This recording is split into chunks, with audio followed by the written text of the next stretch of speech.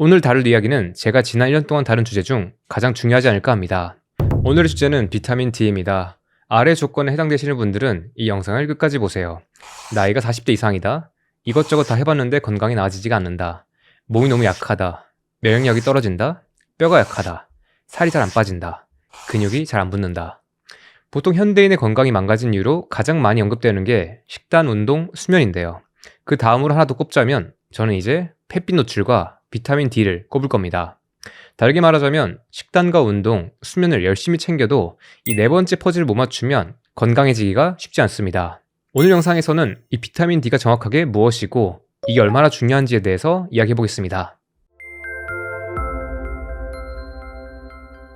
비타민 D는 이름은 비타민이지만 실제로는 호르몬 시스템에 속한다고 볼 수 있는 신호물질입니다. 비타민 D가 영양소처럼 작용하기도 하지만 동시에 인체 유전자 스위치를 켜고 끄는 등의 전신의 조절 네트워크에도 관여하기 때문입니다. 자연에 가까운 생활 환경에서 체내의 비타민 D의 대부분은 피부에서 합성되고 일부는 음식을 통해서도 공급됩니다. 여기에서 비타민 D가 피부에서 합성될 수 있다는 사실은 정말 놀랍습니다. 우리가 섭취하는 탄수화물, 단백질, 지방, 미네랄, 그리고 대부분의 비타민은 모두 입을 통해서 들어옵니다. 그런데 이 비타민 D는 예외적으로 피부가 빛을 재료로 만들어낼 수 있는 물질인 겁니다. 피부가 영양소를 만드는 거예요. 호르몬의 핵심 특징은 세포에서 만들어져서 분비가 되고 이게 특정 수용체에 결합해서 표적 조직의 기능을 조절하면서 피드백 시스템 속에서 농도와 작용이 조절된다는 점입니다. 비타민 D도 활성화된 형태가 특정 수용체에 결합해서 전신의 기능을 조절하고요. 유전자 발현까지 좌우하는 방식으로 작동합니다. 그래서 비타민 D는 단순히 먹는 비타민이라기보다는 호르몬처럼 작동하는 신호물질로 보는 게 정확합니다. 비타민 D는 오래전부터 주로 뼈 건강 이슈와 함께 다뤄져 왔습니다. 1800년대부터 이 대구 간유가 구루병을 예방한다는 경험적 이야기가 쌓이고 있었고 1919년에는 순 램프 노출이 그리고 1921년에는 햇빛 노출이 구루병을 치료할 수 있음이 확인되면서 빛과 영양소, 이게 뼈까지 이어지는 연결이 과학적으로 정리되기 시작했습니다. 그리고 1922년, 약 100년 전쯤 엘머 맥컬럼 연구팀은 대구 간유에서 비타민 A를 제거한 뒤에도 구루병 치료에 효과를 보이는 활성 물질이 남아있다는 것을 확인했습니다. 이들은 이 미지의 물질을 비타민 D라고 명명했어요. 이후로 오랫동안 비타민 D는 뼈 건강을 중심으로 다뤄졌습니다. 그런데 거의 모든 조직에 비타민 D 수용체가 존재한다는 사실이 확인되면서 이 관점은 크게 확장되기 시작했습니다. 최근에는 면역 조절, 세포 성장 조절, 혈관 내피 기능, 뇌 기능 및 기분과 수면 리듬에까지 이렇게 넓은 영역에서 비타민 D가 관여한다는 증거가 지속적으로 쌓이고 있습니다. 비타민 D가 인체에 이렇게 중요함에도 불구하고 임상 현장에서는 제대로 다뤄지지 못하고 있습니다. 그 예로 아마 많은 분들께서 건강 문제가 있을 때 비타민 D 수치를 확인해야 한다는 말을 들어본 적이 없을 겁니다. 실제로 이 수치를 측정해 보신 분들이 많지 않을 거예요. 현장에서도 우선순위가 낮게 다뤄지는 경우가 많고요. 여기에 대해서는 여전히 많은 논란과 해석이 있습니다. 그럼에도 불구하고 분명한 사실은 많은 현대인들이 비타민 D 부족 또는 경계 수준에 놓여있다는 점입니다. 현대인의 생활 양식은 인류가 오랫동안 경험해왔던 일상적으로 햇빛을 많이 쐬는 환경과는 다릅니다. 그 결과 많은 현대인들이 집단적으로 비타민 D가 낮아지기 쉬운 조건에서 살고 있는 겁니다. 농사를 짓고 야외에서 이동을 많이 하고 보내는 시간이 많았던 우리 2세대 분들의 피부색을 떠올려보세요. 현대의 산업화 또는 도시화는 우리가 생활하는 공간의 중심을 실외에서 실내로 옮겼습니다. 여기에 교통수단의 발달로 인해서 우리는 자연스럽게 햇빛을 자연스럽게 받는 시간이 크게 줄었어요. 그 결과 걷거나 달리면서 야외에서 보내는 시간이 감소했고 외출을 하더라도 옷이나 모자 또는 자외선 차단제 등을 통해서 이 자외선을 피하게 되면서 그 중에서도 UVB를 직접적으로 받는 시간은 축소되었습니다. 그 결과로 많은 사람들이 과거 인류가 일상적으로 누렸던 수준의 비타민 D 공급을 충분히 받기 어려운 환경에서 살고 있는 거예요. 지금 많은 분들께서 햇빛, 특히 이 중에서도 자외선이 피부에 닿았을 때 무조건 해롭다라는 생각을 갖고 있을 겁니다. 물론 과도한 자외선 노출은 피부 노화나 손상과 같은 비용을 남깁니다. 하지만 우리의 몸은 빛을 신호이자 자원으로도 활용합니다. 그래서 핵심은 피하는 게 아니고요. 적절하게 노출하는 겁니다. 어떤 빛을 언제, 얼마나, 어떻게 다룰 것인가를 이해해야지 우리가 건강에 필요한 만큼의 비타민 D를 누릴 수 있습니다. 이제부터는 빛, 특히 자외선에 대해서 이해를 해보겠습니다. 빛은 무엇인가? 빛은 전자기파입니다. 전자기파는 전기장과 자기장이 서로 직각 방향으로 진동하면서 그 진동이 공간을 따라 전파되는 형태의 에너지입니다. 이 파동은 공기나 물 같은 매질이 없어도 이동할 수 있고요. 태양빛은 우주 공간을 지나서 이 진공을 지나서도 지구까지 도달합니다. 빛을 이해할 때 핵심은 파장입니다. 파장은 파동 한 번의 길이이고요. 빛에서는 보통 나노미터로 표현합니다. 파장이 짧을수록 에너지가 크고 파장이 길수록 에너지가 작습니다. 그래서 파장이 짧은 쪽으로 갈수록 생체 분자에 더 강한 광화학 반응을 만들 수 있습니다. 우리가 평소에 햇빛이라고 부르는 것은 가시광선만이 아니고요. 자외선부터 적외선까지 여러 가지 파장이 섞인 이 빛의 스펙트럼입니다. 그리고 이 파장대가 달라질수록 몸에 미치는 영향은 각각 달라져요. 햇빛의 파장 중에서 비타민 D와 관련해서 직접적으로 연결되는 것은 자외선입니다. 자외선은 파장에 따라서 UVC, B, A로 나뉩니다. 자외선 중에서도 피부에 닿았을 때 비타민 D 합성을 시작시키는 파장대는 UVB입니다. 하지만 동시에 일광 화상을 만드는 것도 주로 UVB예요. UVA는 지표면에 가장 많이 도달하고요. 피부 깊숙이 침투할 수 있습니다. 여기에서는 산화 스트레스나 또는 광노와 관련해서 어떤 이야기들이 나오고 있어요. 마지막으로 UVC는 에너지가 가장 강한 자외선이지만 다행히도 자연 상태에서는 이 태양빛 UVC가 대기에서 대부분 차단되기 때문에 지표면에는 거의 도달하지 않습니다. 대신에 UVC는 살균 목적의 인공광원에 주로 쓰입니다. 가시광선은 말 그대로 우리가 눈으로 볼 수 있는 빛입니다. 앞서 살펴봤던 자외선보다는 파장이 길고요. 에너지는 낮습니다. 가시광선은 비타민 D의 합성과는 직접적인 관련은 없지만 특히 밝기나 블루라이트, 청색광에 대한 정보는 뇌의 생체 시계를 정렬해서 코르티솔 리듬에 영향을 줍니다. 그렇기 때문에 빛은 비타민 D를 만드는 재료이면서도 생체 리듬을 맞추는 신호이기도 합니다. 이제부터는 비타민 D가 무엇이고 이것들이 피부에서 어떻게 비타민 D를 만드는지 그리고 그렇게 만들어진 물질이 어떻게 쓰이는지에 대해서 살펴보겠습니다. 비타민 D는 하나가 아니라 여러 단계로 바뀌면서 작동하는 시스템입니다. 비타민 D는 단일 성분이 아니라 체내에서 여러 형태로 존재하며 단계적으로 전환되면서 기능하는 지용성 전고 호르몬 계열의 물질입니다. 우리가 햇빛을 쬐어서 비타민 D를 만든다는 사실은 정확하게는 출발 물질을 만든다고 볼 수 있습니다. 그렇게 만들어진 비타민 D의 출발 물질이 이후에 간과 신장을 거치면서 단계적으로 전환됩니다. 그 과정에서 실제적인 어떤 기능이 나타나는 거예요. 구체적으로 비타민 D가 어떻게 만들어지고 대사되는지 살펴보겠습니다. 여기 보이시는 이 그림은 비타민 D가 피부에서 만들어지거나 음식으로 몸에 들어온 뒤에 혈액에서 운반되고 간에서 25하이드록시 비타민 D로 전환되어서 몸속에 저장되고 순환을 하다가 신장에서는 활성형 비타민 D인 1,2,5 디하이드록시 비타민 D가 되어서 이것이 장이나 신장, 뼈를 통해서 혈중 칼슘 농도를 일정하게 유지하는 이 과정에 대해서 보여주는 그림입니다. 이걸 조금만 자세히 살펴볼게요. 우리가 피부로 UVB를 쐬면 피부에 있는 7-디하이드로콜레스테롤이 프리비타민 D3로 바뀝니다. 프리비타민 D3가 체온에 의해서 열적 이성질화를 거치고 나면 비타민 3가 됩니다. 비타민 D는 지용성이기 때문에 음식을 통해서 들어올 때는 지방과 담즙의 도움을 받아서 장에서 흡수가 되고 킬로마이크론 같은 지질 운반 물질에 실려서 간으로 들어옵니다. 간에서는 비타민 D2나 D3가 25하이드록시라 효소에 의해서 25하이드록시 비타민 D로 바뀝니다. 여기에서 반복해서 나오는 이 25하이드록시 비타민 D가 혈액에서 가장 안정적으로 순환하는 저장형 또는 순환형의 비타민 D이고요. 이게 우리가 혈액 검사로 비타민 D를 체크했을 때 확인하는 값이기도 합니다. 25하이드록시 비타민 D는 이후에 신장에 들어와서 1알파 수산 효소에 의해서 1,25하이드록시 비타민 D가 됩니다. 이 물질의 또 다른 이름은 칼시트리올인데요. 이게 바로 몸에서 강력하게 작동하는 활성형의 비타민 D입니다. 참고로 이 시스템의 센서이자 조절 레버는 오른쪽 상단에 보이시는 부갑상선 호르몬 PTH입니다. 혈중 칼슘 농도가 떨어지면 부갑상선 호르몬이 증가하고요. 부갑상선 호르몬은 신장에서 1알파 수산화효소를 자극해서 칼시트리올의 생성을 올립니다. 그 결과 칼시트리올은 장에서의 칼슘 흡수를 높이고 신장에서는 칼슘의 보존을 늘리면서 필요한 경우에는 뼈의 칼슘 저장량을 조절해서 혈중 칼슘 농도를 안정화합니다. 그리고 체내 칼슘 레벨이 정상화되면 부갑상선 호르몬이 감소하는 피드백 루프가 작동해서 칼슘 수치가 과도하게 올라가지 않게 막아줍니다. 그래서 우리가 특히 햇빛을 많이 쐬거나 비타민 D를 일정량 이상 섭취를 해도 일반적인 상황에서는 고칼슘 혈증이 쉽게 발생하지 않는 겁니다. 이제부터는 이렇게 만들어진 활성형 비타민 D가 구체적으로 몸에서 어떤 역할을 하는지 핵심 기능을 순서대로 정리해 보겠습니다. 이제부터가 오늘 가장 중요한 내용이니까 집중해 주세요. 비타민 D의 전통적이면서도 가장 확실한 역할은 칼슘과 인의 항상성을 유지해서 뼈나 치아의 무기질화를 지탱하는 겁니다.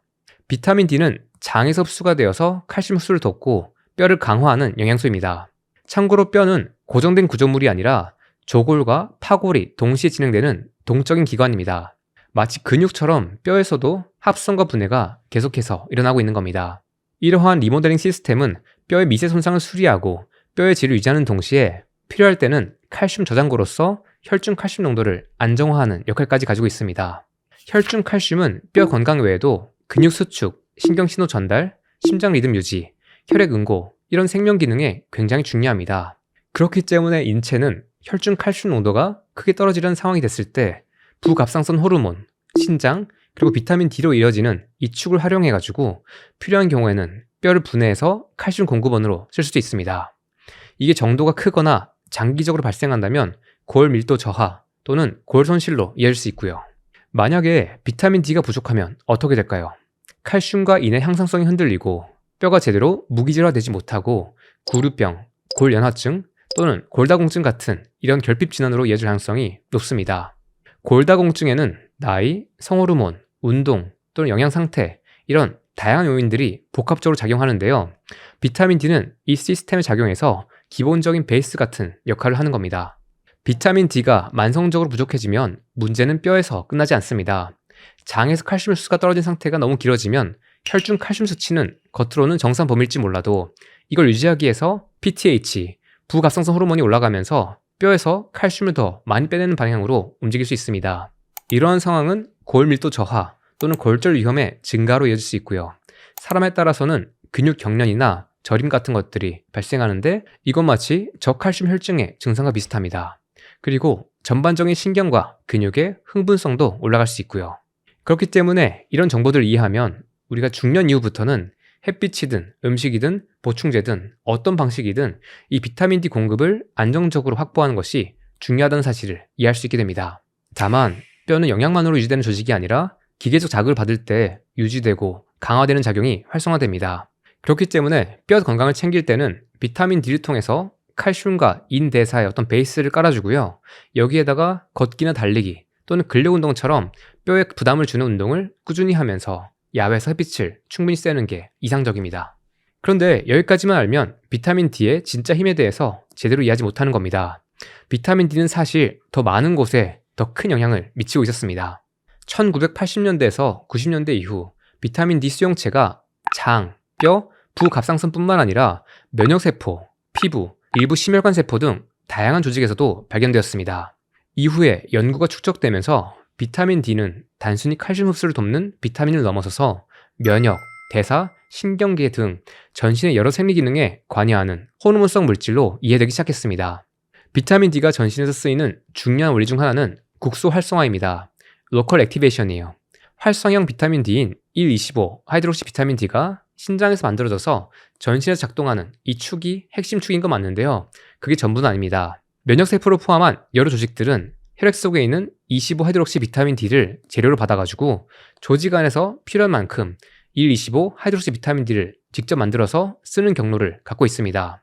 예를 들어서 뇌 조직에서도 비타민 D 수용체뿐만 아니라 25 하이드록시 비타민 D를 활성형으로 전하는 효소가 발견됐으며 이것은 필요할 때 국소적으로 활성형 비타민 D를 만들어서 신경계 기능을 조절할 수 있다는 것을 설명합니다.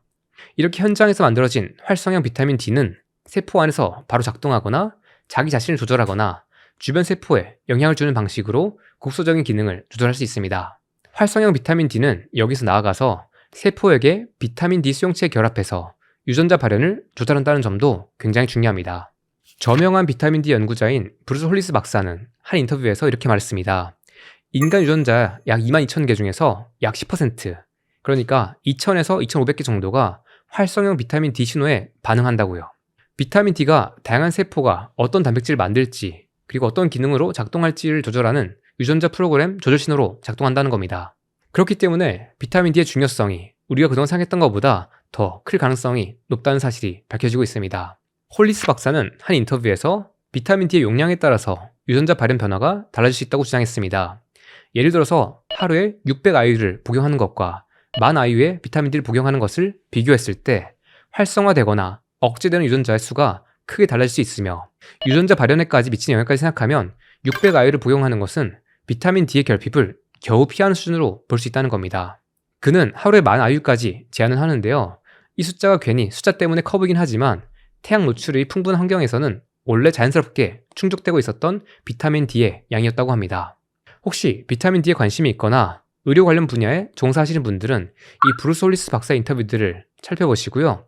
여기 달린 댓글들도 읽어보시면 도움이 될 것 같습니다. 비타민 D는 면역력 개선에도 도움이 됩니다.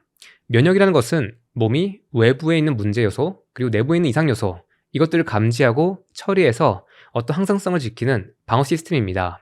면역 시스템은 크게 두 층으로 나뉘는데요. 하나는 감염이 들어왔을 때 바로 작동하는 1차 방어, 선천 면역 시스템이고요. 다른 하나는 한 번 만난 병원체를 기억해서 더 정교하게 대응하는 학습형 방어, 후천 면역입니다.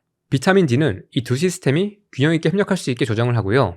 면역 반응이 한쪽으로 과열될 때 그 폭주되는 상황을 진정시키는 방향으로 작동할 수 있습니다. 실제로 면역세포에서 비타민 D 수용체 신호가 작동하고, 이 신호는 항균 펩타이드 같은 즉각적인 방어 시스템을 켜면서 염증 반응의 강도와 방향을 조정합니다.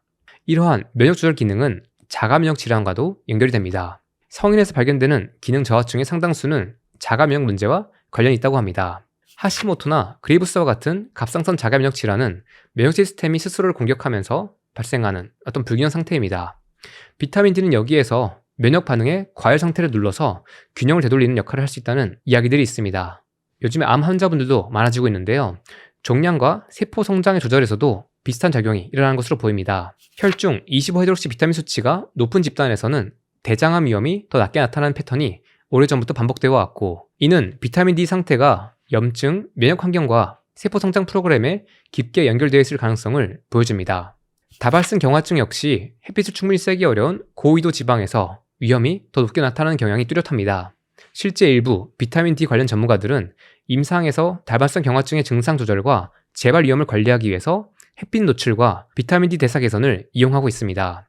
다만 면역이라는 것이 단순하지 않기 때문에 비타민 D만 충분히 넣었다고 모든 게 바뀐다고 말하기는 어렵습니다. 그럼에도 불구하고 비타민 D는 면역 시스템에서 항균, 방어를 보조하고요. 과도한 염증을 낮추고 면역 반응의 균형을 재정렬하는데 관여할 수 있는 신호로 꾸준히 얘기되고 있습니다. 그렇기 때문에 지금이라도 이 면역력을 균형 있게 유지하고 잘 유지하고 싶다면 비타민 D를 결핍 없이 충분히 공급하는 전략이 반드시 이루어져야 합니다. 그리고 건강한 다이어트, 살을 빼는데도 비타민 D는 중요합니다. 건강한 다이어트의 핵심은 칼로리 조절이 아니라 대사를 건강하게 만드는 것이고, 대사를 건강하게 만드는 일의 핵심 과제 중 하나가 염증 반응이 또는 면역 반응이 과하지 않게 하는 겁니다. 비타민 D는 염증과 면역 반응의 균형을 보조해서 다이어트 효과를 높일 수 있습니다. 혹시나 지금 영상을 보신 분들 중에서 잠을 잘 챙기고 있고 식단도 신경 쓰고 운동까지 하고 있는데 뭔가 변화가 미미하다면, 여기에다가 비타민 D를 충분히 보충했을 때는 큰 변화가 있을 수도 있습니다. 비타민 D는 근육의 기능과 성장에도 도움을 줄 수 있습니다. 근육은 단순한 조직이 아니라 성장과 회복을 결정하는 신호를 지속적으로 주고받는 대사기관입니다. 이 과정에서 비타민 D는 근육세포에 존재하는 비타민 D 수용체를 통해서 근육의 기능과 대사에 관여할 수 있는 조절자로 다뤄지고 있습니다. 실제로 비타민 D 결핍이 근력 저하와 함께 나타나며 비타민 D를 보충했을 때 근육의 기능이 개선되는 연구들이 꾸준히 보고되어 왔습니다. 2024년에 발표된 동물 연구에서는 비타민 D가 미오스타틴과 렙틴 축을 통해서 잉여 칼로리를 지방이 아니라 근육과 어떤 성장 쪽으로 우선적으로 배분할 수 있다는 모델이 제시되었습니다. 이 연구에서 연구진은 수컷쥐에게 비타민 D를 아예 주지 않거나 중간 용량을 주거나 또는 고용량을 주는 식단을 제공했고요. 이를 통해서 혈중 비타민 수치를 각각 5 이하, 20에서 30 또는 30 이상이 되도록 설계했습니다. 그 다음에 근력과 체성분의 변화를 봤는데, 비타민 D를 고용량으로 처방받은 쥐들은 일반 집단보다 근력이 더 크게 증가했고요.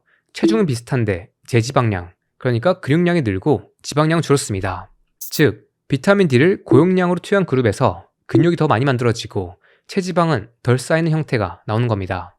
왜 이런 변화가 생겼을까요? 연구진이 이런 결과의 핵심 원인으로 제시한 축은 두 가지입니다. 마이오스타틴과 렙틴입니다. 미오스타틴은 근육이 분비하는 단백질인데요. 쉽게 말해서 근육 성장을 멈추게 하는 브레이크입니다. 미오스타틴은 근육 성장을 억제하기 때문에 이 수치가 낮거나 기능이 약하면 오히려 근육량이 크게 늘 수 있습니다. 이 연구에서는 비타민 D를 결핍에서 정상으로 올렸을 때 혈중 미오스타틴이 감소했고요.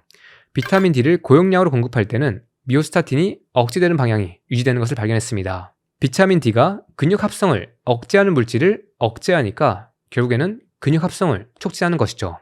이 원리 외에도 비타민 D가 근육세포의 분화 과정과 연결될 수 있고 인슐린과 같은 동화 신호가 있을 때 비타민 D가 단백질 합성 경로인 mTOR 축을 강화할 수 있다는 주장도 있습니다. 비타민 D가 인슐린과 근육 성장의 주요 아미노산인 류신 신호에 대한 동화 반응을 증폭시켜서 근육이 더 성장 신호를 잘 받는 상태로 전환시킬 수 있다는 결과가 있었습니다. 그렇기 때문에 미오스타틴은 앞서 살펴본 브레이크를 억제하는 메커니즘과 별개로 비타민 D가 어떤 근육의 가속 페달을 밟게 하는 이런 반응성을 높이는 조절자로서 역할을 하는 겁니다.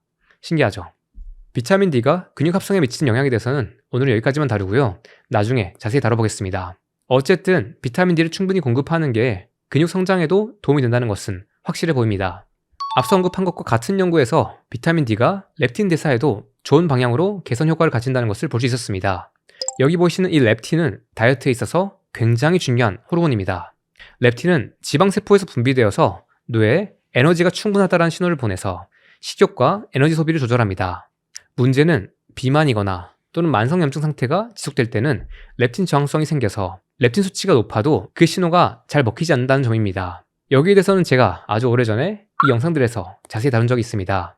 여기에 있는 이 연구를 보시면 비타민 D 수치가 결핍이었을 때 이걸 정상 상태로 올렸을 때는 같은 지방량을 가지고 있어도 지방 조직이 렙틴을 더 잘 만들어내는 방향으로 작동하는 변화가 보였습니다. 즉, 지방 1g당 렙틴 생성 효율이 올라가는 것처럼 보였던 것이죠. 그리고 비타민 D를 더 고용량으로 줬을 때는 렙틴 민감도가 좋아진 것으로 보이는 결과가 나타났습니다. 연구에서 먹는 양은 변하지 않았는데도 제지방량을 보정한 에너지 소비량이 증가했습니다. 더 많이 태우는 거예요. 이는 렙틴을 만드는 효율이 증가했고 몸이 그 신호를 잘 쓰는 상태로 바뀐 것으로 보입니다. 많은 분들께서 원하시는 똑같이 먹어도 덜 찌고 근육이 잘 붙는 것, 이것의 비결이 여기 있는 거예요. 다만 이 결과는 동물 모델에서 나온 것이고 사람에서도 같은 용량과 또는 같은 방향성이 재현될 거라고 단정할 수는 없습니다. 그럼에도 불구하고 이 연구는 비타민 D를 우리가 잘 공급했을 때 근육과 지방의 어떤 대사 시스템에 좋은 효과를 볼 수 있다는 것을 알 수 있다는 단서입니다. 뇌 기능과 정신 건강에 영향이 있어도 비타민 D가 긍정적인 역할을 하는 것으로 보입니다. 뇌에도 비타민 D 수용체가 있고요. 뇌 안에서도 필요할 때는 25하이드록시 비타민 D를 활성형 비타민 D로 바꿔서 쓸 수 있습니다. 이 구조 때문에 비타민 D는 수면, 일주기 리듬, 기분, 인지 기능까지 영향을 미칠 수 있습니다.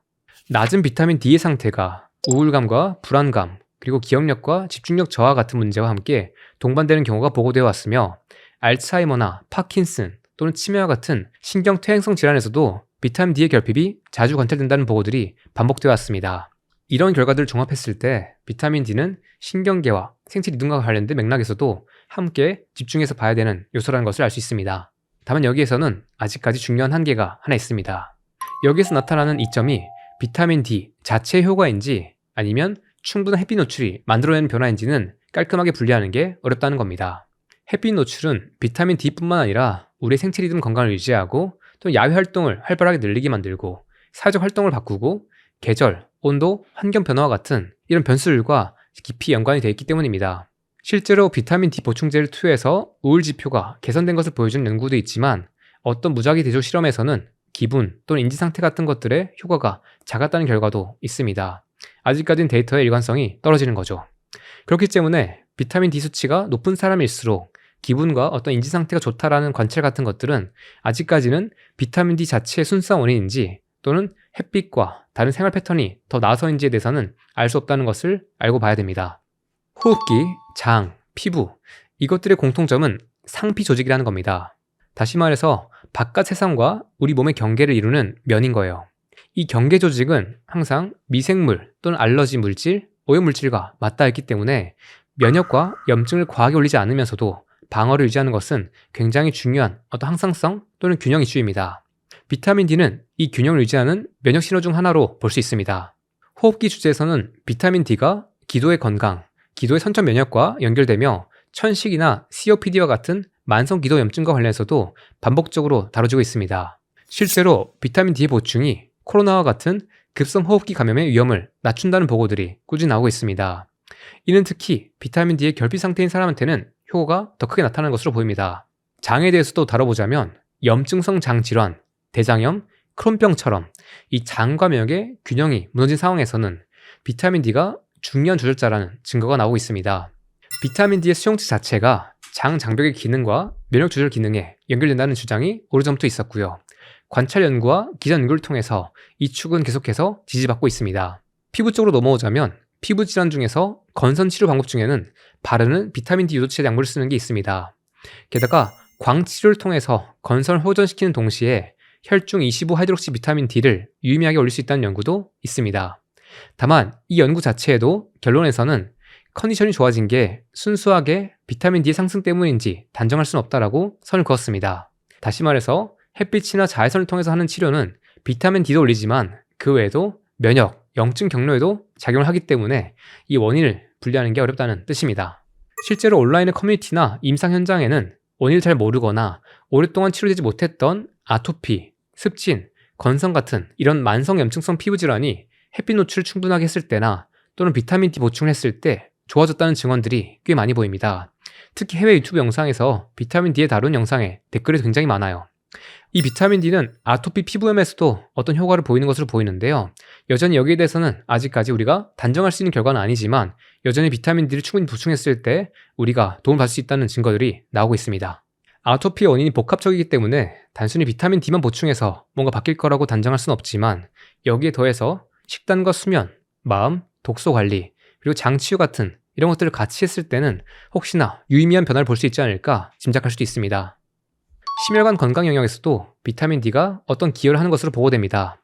관찰 연구에서는 혈중 25하이드록시 비타민 D 수치가 낮을 때 고혈압, 심혈관 또는 대사 이상 문제가 함께 나타나는 패턴이 반복적으로 보고되어 왔고 그 배경 후보로 혈관 내피 기능의 변화, 염증 수준의 변화 또는 레닌과 안지오텐신계의 어떤 혈압 조절 네트워크의 변화 이것들과 관련성이 있다고 다뤄지고 있습니다. 과거에 한 소규모 연구에서는 비타민 D 결핍이 고혈압과 동반된 환자에게 UVB를 조사하는 광치료를 했더니 25하이드록시 비타민 D의 수치가 크게 상승하고 수축기와 이완기 혈압이 각각 6씩 감소했다는 보고가 있었습니다. 다만 여전히 이 주제에서도 데이터가 일관되지 않다는 논란이 있기 때문에 여기에 대해서는 비타민 D가 어떤 혈압과 관련해서도 어떤 생물학적 경로를 통해서 도움이 될 가능성이 있다 정도로 보시고요. 그래서 아직까지는 전체 인구를 대상으로 우리가 비타민 D를 보충했을 때 혈압이 무조건 내려간다라고 단정할 만큼의 어떤 일관된 RCT 근거는 쌓이지 않은 상태로 보시면 좋습니다. 바로 앞에서 살펴봤던 몇 가지 주제에서는 논란이 여전히 있지만 임신을 포함한 생식 건강에서는 비타민 D의 효과가 명확해 보입니다. 그렇기 때문에 국내에서도 임산부들에게 비타민 D 검사가 기본적으로 진행되고 처방되기도 합니다. 이것은 앞서 언급했던 비타민 D 연구자 브루스 홀리스 박사가 특히 강조하는 주제이기도 합니다. 비타민 D는 임신 중 중요한 태반 기능, 면역 균형 또는 혈관 기능 또는 근육 기능과 관련되는 어떤 조절 축에 관여하는 것으로 보입니다. 실제로 여러 관찰 연구에서는 임산부의 비타민 수치가 임신 중 낮았을 때는 자간 전증, 임신성 고혈압, 임신성 당뇨 또는 조산과 같은 이런 문제가 함께 반복적으로 관찰되어 왔으며 비타민 D를 보충했을 때 이런 위험들이 낮아지는 방향들의 결과들이 축적되어 왔습니다. 홀리스 박사의 연구팀의 무작위 대조 실험을 보면 임산부에게 비타민 D를 400IU, 2000IU 또는 4000IU로 다르게 배정해서 출산 시점까지 투여를 해봤습니다. 그 결과 4000IU를 보충했던 그룹에서는 임산부와 신생아의 비타민 D 수치가 가장 안정적으로 올랐습니다. 이 연구에서는 동시에 혈액과 소변을 통해서 칼슘 과잉 여부를 체크했지만 문제가 될 만한 독성 신호는 없었습니다. 이후에 와그너 연구팀에서 진행한 후속 연구에서도 임산부에게 2000IU와 4000IU를 나눠서 복용하게 했습니다. 그 결과 4000IU를 먹었던 그룹에서 혈중 비타민 수치가 더 확실하게 올라갔고 연구 기간 동안 고칼슘 혈증 또는 고칼슘 뇨와 같은 안정성도 문제가 없었습니다. 이런 데이터는 임신 전이나 임신 중에는 하루에 4000IU의 비타민 D를 통해서 이 수치를 충분히 올리고 안정적으로 유지하는 게 추천되는 근거로 볼 수 있습니다. 예정일보다 조금 더 일찍 아이를 출산하는 조산과 관련해서도 관찰 데이터에서 어떤 이런 비타민 D 결핍이 조금 더 높은 위험성을 가지고 있다는 패턴이 나오고 있습니다. 예를 들어서 네스티드 케이스 컨트롤 연구에서는 임신 중기에 비타민 D 수치가 낮은 집단에서 조산 위험이 무려 50%나 높게 나타났습니다. 또한 임신 말즈음에 산모의 비타민 D 수치가 특정 수준 이상이면 조산이 더 적게 나타난다는 데이터도 있습니다. 그렇기 때문에 비타민 D는 수유할 때뿐만 아니라 임신 전이나 임신 중에 충분히 잘 관리해서 우리가 혈액 수치를 잘 유지하고 이것이 엄마의 건강이나 아이의 건강, 장기 발달에서도 굉장히 중요하다는 것을 알 수 있습니다. 아이의 장기의 발달과 관련해서는 VDAART 같은 임상 실험에서는 산전 비타민 D 보충이 출생 후에 천식의 비율을 낮추고 감기 때마다 숨이 쌕쌕거리는 이 천명이라는 증상이 반복적으로 나타날 위험을 낮추는 방향의 결과가 있었습니다. 이것은 비타민 D가 폐 발달, 면역 또는 알레르기 이런 축에서 어떤 의미 있는 역할을 한다는 것을 보여주는 증거입니다. 여기까지 보면 비타민 D가 우리의 건강에서 관여하지 않는 게 거의 없다는 느낌이 듭니다. 이렇게 중요한 것을 우리가 놓치고 살았다는 것을 생각하면 조금 아쉽기도 해요. 그리고 지금이라도 이런 것을 알아서 다행이라는 생각도 있고요. 여기까지 보시고 나면 비타민 D를 단순히 뼈에 좋은 비타민으로 볼 수 없는 이유가 충분히 이해되셨을 겁니다. 그렇다면 이제 가장 중요한 질문이 남습니다. 그래서 내 몸에서 지금 비타민 D가 충분할까? 그리고 만약에 이 수치가 부족하다면 어디까지 올리는 게 좋을까? 이제 막 겨울이 끝나고 봄이 시작된 이 시점에서 한국에 계신 분들 대부분은 아마도 비타민 결핍 상태에 있을 거라고 생각합니다. 그렇기 때문에 지금 여러분들한테 이 내용이 굉장히 중요할 텐데요. 다음 편에서는 적절한 비타민 D 수치에 대해서 다룰 예정입니다. 적절한 수치에 대해서는 되게 논란이 많은데 여기에서 제가 정리한 내용들을 공유드리겠습니다. 다음 영상이 나오기 전까지 시간이 있기 때문에 한번 시간을 내어서 가까운 내과나 가정의학과 또는 검진 전문 병원에서 비타민 D 수치를 측정해 보시길 바라겠습니다. 지금 이 상태를 확인해 놓고 우리가 무언가를 한 다음에 이후 몇 달 동안에 이것들이 어떤 변화를 만드는지 수치가 어떻게 바뀌었는지를 확인하시면 좋을 것이기 때문입니다. 오늘의 내용은 여기까지입니다. 저희가 만드는 모든 콘텐츠는 다 겸엑스 라이프샵이라고 하는 저희가 운영하는 건강 쇼핑몰의 수익을 통해서 만들어집니다. 여기는 수면에 도움이 되는 블루 차단 안경, 블라차를 포함해서 우리의 식단에 도움이 되는 제로 모닝빵이나 또는 쌀로 만든 이런 치아바타 같은 것들이 있습니다. 이것들이 여러분들께서 건강하게 습관들 만들고 이어나가시는데 큰 도움이 될 거라고 생각합니다. 관심 있는 분들은 여기 있는 제품 구매해 주시면 도움도 받으시고 저희도 이것들을 통해서 좋은 콘텐츠 만드는데 기여하겠습니다. 오늘의 내용이 도움되셨다면 아래쪽에 있는 구독과 좋아요, 알람 설정 버튼 눌러주시길 바라겠습니다. 지금까지 최겸했습니다. 고맙습니다.